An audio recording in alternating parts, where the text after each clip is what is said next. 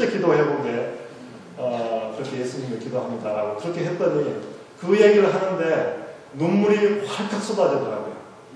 다른 사람 앞에서 남자가 다른 사람들 모르는 사람 앞에서 우리 와이프 빼놓고 앞에서 그렇게 운다는 게 그렇게 쉽지 않은 일인데 그냥 눈물이 이렇게 쏟아졌어요. 그래서 막 이렇게 울면서 기도하고 그다음 예수님을 기도합니다. 그렇게 영접 기도를 했더니 거기에 있는 남자 집사님들이 저한테 와서 이렇게 다 안아주는 거예요. 한국 문화도 그렇고 여기 동부에 있을 때도 마찬가지고 그런 문화에 익숙치 않았었는데 그렇게 막 큰 덩치 큰 남자들이 와서 안아줘 그러니까 너무 징그럽고 그랬는데도 어쨌든 간에 기분이 괜찮더라고요. 그래서 그날 예수 영접하고 그 다음 주에 가서 예배를 드리는데 예배가 달라요. 그러니까 예수 영접하고 신앙생활 하는 것하고 그냥 옛날 5년 그렇게 다녔던 때 같은 것하고 전혀 분위기도 다르고 마음도 다르고 그때부터 제가 성경을 읽기 시작했습니다. 그동안 뭐 성경 읽을 생각도 안 했죠. 성경 읽기 시작하고 또 은혜 받고 그 다음에 이제 은혜를 받으니까 전도하고 다니고 1996년도에 한 3년인가 지나고 난 뒤에 96년도에 전도 훈련을 받았습니다. 전도 훈련을 받고 제가 이제 이 길거리에 나가서 만나는 사람마다 가서 전도하고 다니고 그랬던 기억이 납니다. 그냥 집 앞에 다니는 흑인 학생들이 중학생이 그냥 지나가면서 학교 끝나고 자기 집 가려고 지나가는데 붙잡고 전도하고 공원에 가서 전도하고 또 제가 이제 병원 연구소에서 일을 하고 있었는데 병원 앞에 보통 사람들 다 차를 타고 다니잖아요. 그런데 병원 앞에 보면 버스 타고 병원에 오는 사람들이 많이 있어요. 근데 거기 가서 그 사람들 붙들고 전도하고 어떤 사람 영접하고 어떤 사람 거부하고 그러면서 그렇게 시간을 지내고 있다가 이제 뭐 신학교도 가야겠다.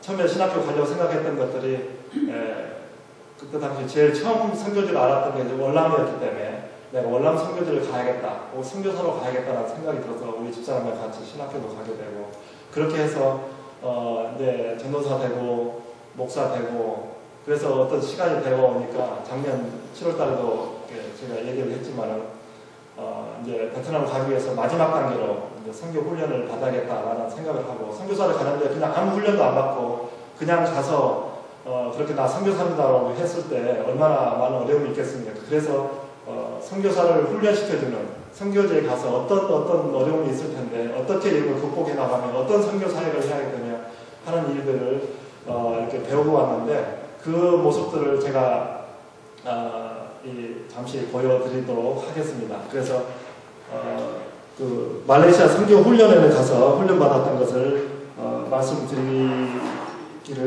원하는데 그냥 사진만 잠깐 보고 넘어갈 겁니다. 저희들이 갔던 곳이 그렇죠. 사역지가 저기 파란색 동그라미 친 그 베트남이 저쪽에 있습니다. 중국 바로 밑에 베트남이 있고요. 그 바로 밑에 빨간색을 한 게 말레이시아에 있습니다. 말레이시아에 가서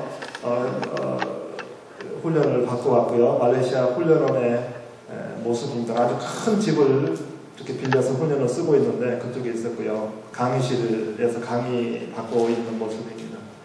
이번에 11기생들이 훈련을 받았는데 13명이 받았습니다.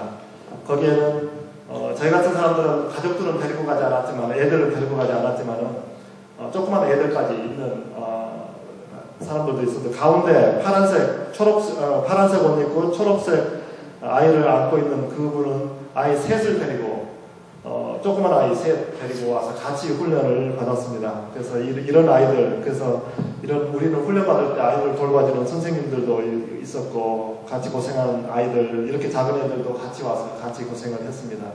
강사 선생님들 이렇게 있었고요.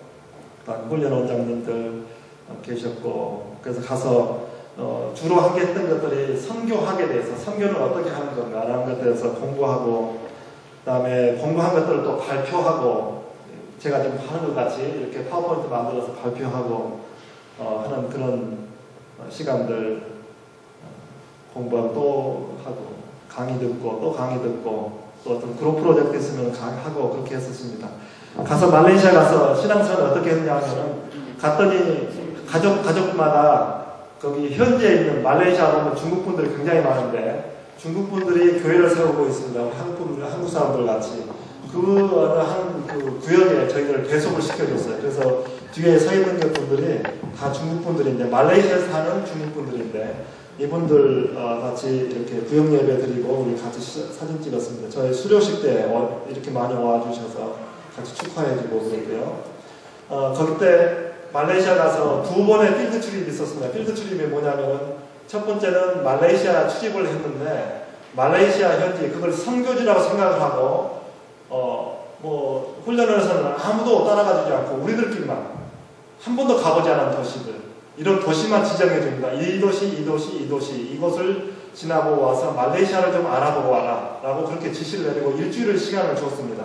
그래서 이렇게 쿠알라룸푸르부터 시작해서 북동쪽으로 올라가는데, 여기는 중국 사람들은 예수 믿는 사람이 굉장히 많은데 나머지 한 65% 되는 사람들은 말레이 무슬림들입니다. 이슬람권에 있는 사람들이에요.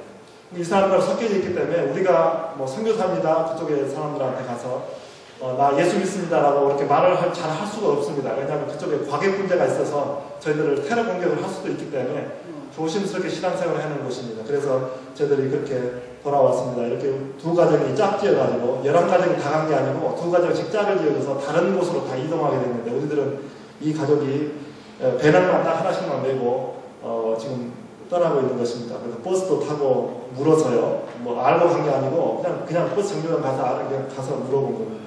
또 길을 묻고 또 걷고 기차도 타고 말레이시아 음식도 먹으면서 시장도 들리고요.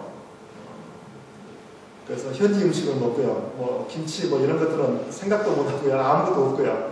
전부 말레이시아 음식만 먹고, 또 현지 또 주일날 되니까 현지 또 교회 또 무덤으로 찾아서 또 예배도 드리고 갔더니 이런 또 큰 교회도 있었습니다. 또 모스크 있죠. 이슬람 사원들, 정말 교회들은 아주 작고 볼품없고 그렇게 돼 있는데, 이런 사원들은 곳곳에 엄청나게 많은지 모르는지, 왜냐하면 전부 다가 거쪽에 있는 사람들은 80% 90%가 다 이슬람권이기 때문에 그들의 사원들 이렇게 화려하게 짓고 있습니다. 이런 사원들, 저는 그런 돌아오면서 이런 생각을 했죠. 지금은 무슬림들이 저 사원에서 자기들 신에게 예배를 드린다고 그러고 있는데, 나중에 다 되게 되면은 저곳에서 하나님을 예배할 날이 올 것이다 라는 생각을 가지고 한번 기도하고 그런 적이 있었습니다. 말레이시아 정글이 많이 있습니다. 그래서 산에 가서 정글 탐험도 한번 해보는 그런 시간을 가졌고요. 역시 말레이시아가 무슬림들이 많기 때문에 무슬림들하고 대화를 한번 해봤습니다. 어떤 생각을 가지고 사는 건가. 우리 기독교인들은 하나님을 예배하고 이런 삶을 살고 있는데, 이 사람들은 알라신을 믿고 있고, 그 다음에 이렇게 지금 파란색 두둥이라고 히잡이라고 부르기도 하고 두둥이를 쓰고 있는 그런 사람들인데, 어떤 생각을 가지고 신앙생활을 하고 있는 건가. 그래서 우리가 어떻게 전도할 수 있는 어떤 길이 없을까라는 생각이 들어서 무슬림들하고 대화를 해보는 그런 시간을 가졌습니다. 인도네시아 온 사람들, 말레이 있는 무슬림들하고 말레이시아 대학교 가서 한번 대화를 해봤고요. 여행 중에도 이렇게 무슬림들하고 대화를 해봤고, 기차칸에서도 해봤고, 시장에서 이렇게 해보는 그런 시간들을 가졌습니다. 바닷가 어촌에 갈 기회도 있었는데 가서도 또 이렇게 얘기도 해보고요. 왜 니들 이렇게 더운데, 굉장히 덥습니다. 항상 온도가 30도 이상이 넘어가는데 히잡을 쓰고 있으면 얼마나 덥겠어요. 왜 쓰고 있느냐라고 했더니 자기들 종교 때문에, 그 다음에 근데 종교 때문에 이렇게 억압돼서 쓰고 있는 게 아니고 자기 스스로가 이렇게 쓰는 것을 자랑스럽게 생각을 하더라고요. 저는 쓰고 있으면 벗을 줄 알았는데, 안 쓰고 있는 애들도 있잖아요. 안 쓰고 있는 애들은 나중에 결혼하면 쓰겠다라고 이렇게 얘기를 하더라고요. 그래서 그 참 종교의 벽이 너무 높다라는 것을 기억하고 왔습니다.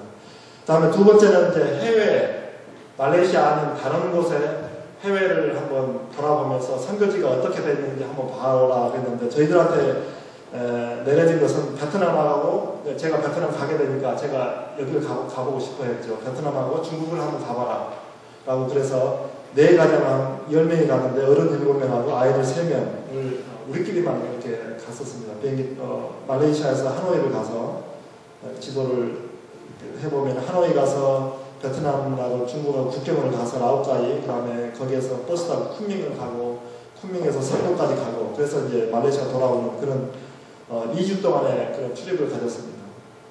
비행기 타고 하노이 거리 가서 여러 가지 월남수도 먹고